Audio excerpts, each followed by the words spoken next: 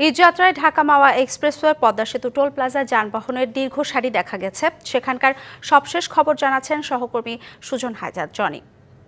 ঈদের আগে গতকাল ছিল শেষ কর্মদিবস। আজকে থেকেই কিন্তু ঈদের লম্বা ছুটি শুরু হয়ে গেছে এবং সেই ছুটির সুবাদে ঢাকা মহাসড়ক হয়ে দক্ষিণবঙ্গের 21 জেলার মানুষ ঈদে ঘরমুখ যাত্রা শুরু করেছে এবং সেই যাত্রায় কিন্তু আমরা আজকে সকাল থেকেই দেখতে পেয়েছি এই মহাসড়কটিতে যানবাহনের একটি চাপ রয়েছে এবং দূরপাল্লার যানবাহনের পাশাপাশি ব্যক্তিগত যানবাহন মোটরসাইকেলেও করে কিন্তু হাজার হাজার মানুষ দক্ষিণবঙ্গের দিকে ছুটছে ঢাকা মহাসড়ক হয়ে।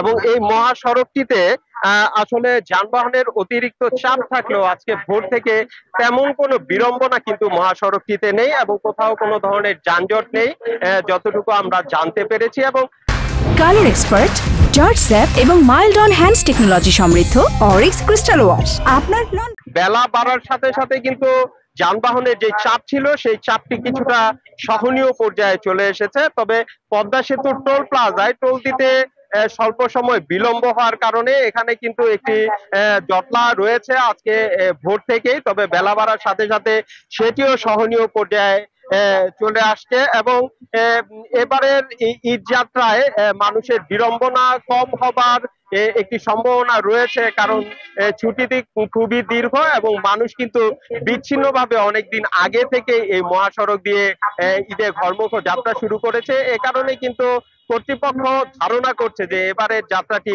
একেবারে নির্বিঘ্ন এবং নির্ঝঞ্ঝাট হবে।